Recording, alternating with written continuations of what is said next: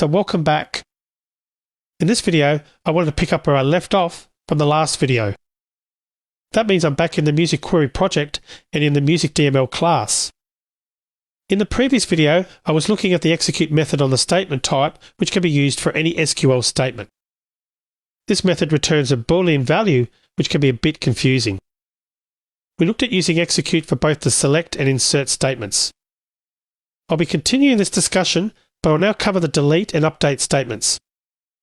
So like I did in the last video, I'll start by creating a method. This method will execute a delete statement generically, given a table name, and column value. This is a little dangerous without some validation, but let's just assume validation took place already somewhere. I'll construct a delete SQL statement.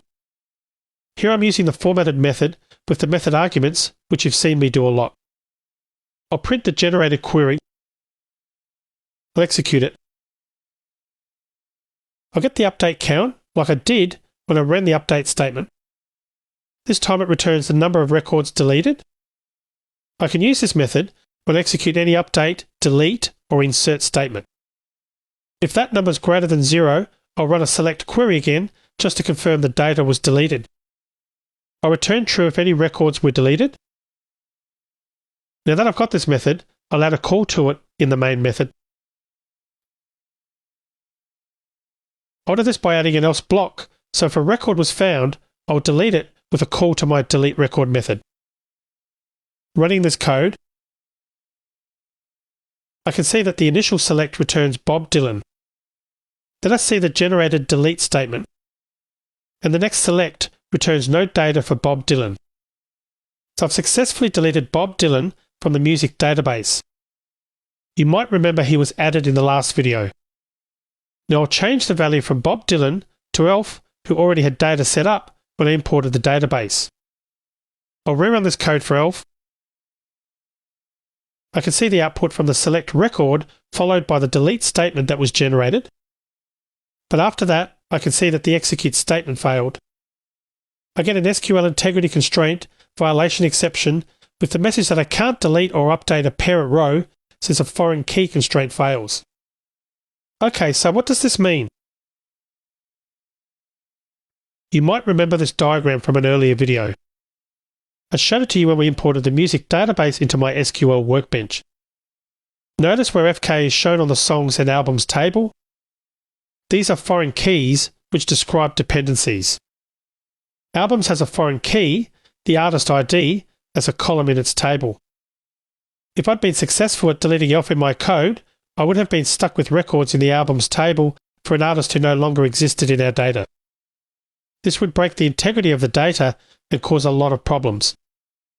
Since this is pretty undesirable, foreign key relationships are commonly set up in databases to prevent users from inadvertently deleting parent records and leaving orphan child records around. Now, we didn't have this problem with Bob Dylan because we never created any album records for that artist and therefore no song records either. We can change this behavior in the database by allowing a cascade delete. This means when we delete an artist, the delete would then be applied or cascaded down to the albums, deleting all albums whose artist ID is the deleted artist. We'd also have to enable cascade delete on the songs table so that if an album is deleted, songs associated with that album would get deleted too. For now, I'm not going to change the music database and I'll keep the restrictions on deletion. So far, I've shown you 3 of the 4 CRUD operations using statement.execute. The final statement is the U in CRUD, the update statement, so I'll implement that next. Again, I'll create a private static method. This time I'll copy the delete record method and paste a copy just below. I'll change the name to update record. I'll also change the parameter names from column name and column value to updated column and updated value respectively. These represent the column that needs to be updated and the value it will get updated to. I'll next remove the query string and replace it with an update query.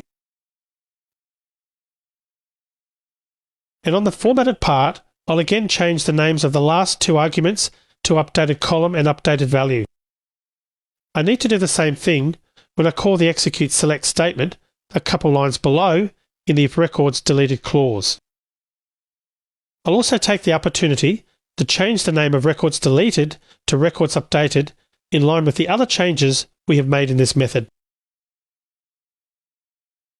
Next, I'll add 2 additional parameters to the method's declaration. These will identify the data used in the where clause, so I'll call the matched column and matched value. I'll insert these as the third and fourth parameters. I'll add these to the formatted method. This is the data used to create the where clause. I'll add these 2 new arguments as additional arguments to the formatted method. That's all I need to do in this method. To now call it, I'll go back to the main method and I'll comment out that delete record call. Then I'll instead call the update record. This starts out like the others, so I'll pass statement, the table name and column name. Next, I'll pass the column value. The second and third arguments will look for an artist, whatever I have in column value. Next, I need to say what will be updated, so I'll pass column name again because I'm updating the same column I'm matching on, in this case the artist name. And I want to update the artist name to all uppercase. Running this code,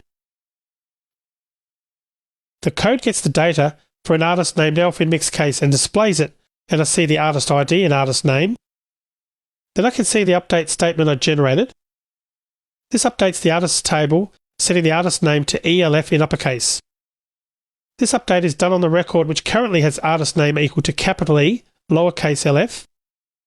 The code does a final query on the artist table, but it's using the new artist name, and you can see that printed out. In this case, I've successfully updated a record in the music database. All of the examples I've shown you so far using insert, delete and update have been focused on a single record in the database. In the next scenario, I'll be inserting all the data needed to add an album with songs for a new artist. To demonstrate this, I'll create a new method, private static void, called insertArtistAlbum. This will take a statement, an artist name, and an album name, and it'll throw an SQL exception. I'll start with inserting the artist, which ultimately is the top of the relationship tree. I'll again manually create this insert statement. This time though, I'm not going to enclose the %s in single quotes. Instead, I'll call statement.enquoteLiteral, passing it artist name. This method will enclose the string in single quotes, as well as escape any single quotes contained in the text, so it's better to use this if your driver supports it. This method was added in JDK 9 to the statement interface as a default method. I'll print this statement out. This time, I'll call an overloaded version of the execute method. This one has a second argument which takes an int, and in this case I'll pass a constant on the statement interface called return generated keys. Doing this will return the automatically generated ID and store it in a special result set. The reason I want to do this is I need the artist ID when I create the album record because of the foreign key field in that table. Using this mechanism, I don't have to include my own select query to get the newly generated ID. The key, the artist ID in this case, gets returned in a result set I get by calling getGenerated_keys. I'll set up a variable called artist ID, and if I got data back from the previous statement, I'll set it to rs.getInt, passing a 1 there. Otherwise, I'll just set this value to a default of -1. If I did have an artist ID of -1, I'd probably want to abort this operation, but I'm just going to keep this code simple here and assume this is successful and I'll get a good artist ID.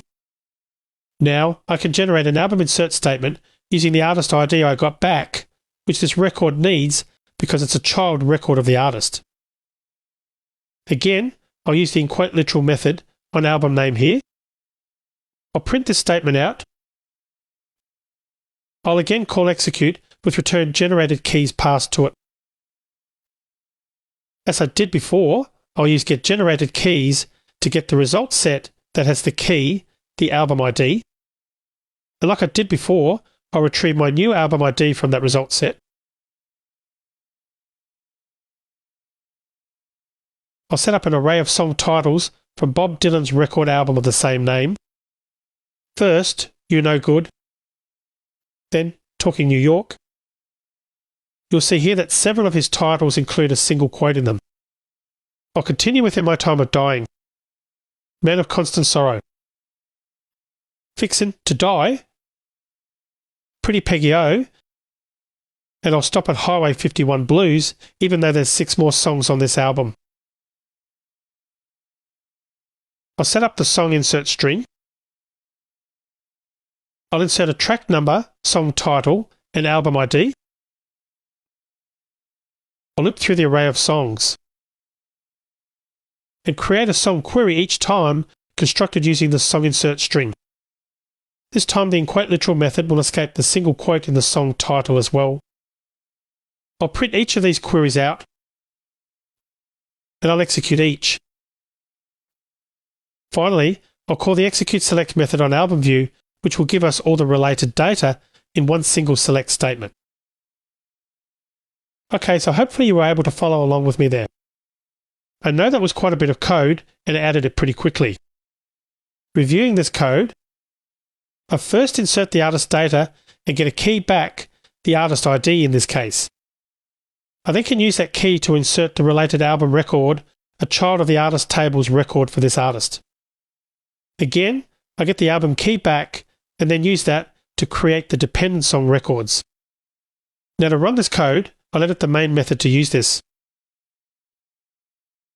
I'll first remove the code that's in there now in the if clause I mean. I'll replace those with a call to my new method, insert artist album. This takes the statement and the artist name, which is the second argument.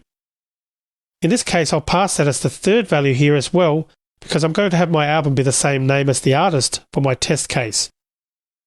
I'll use Bob Dylan again, so I'll change the column value here from Elf to Bob Dylan. Okay, so it's time to test this out, so I'll run it. First, our select statement, which prints a table of records, just printed a header row because Bob Dylan isn't in the music database yet. Then we start seeing the generated insert statements. The first isn't that interesting, except to check that the enclosed literal method worked, and we can see that with the single quotes around Bob Dylan. The next statement though, notice that I've got the artist ID there, which I got by specifying return generated keys in the execute method. Then I see a series of song inserts, and there too you can see the album ID is passed to each of these. I again used return generated keys to make that happen. Finally, the call to execute select that queries the view confirms all the data was added and correctly set up. Shortly, I'll be talking about prepared statements, which is a more efficient way of executing parameterized SQL like this set of insert statements.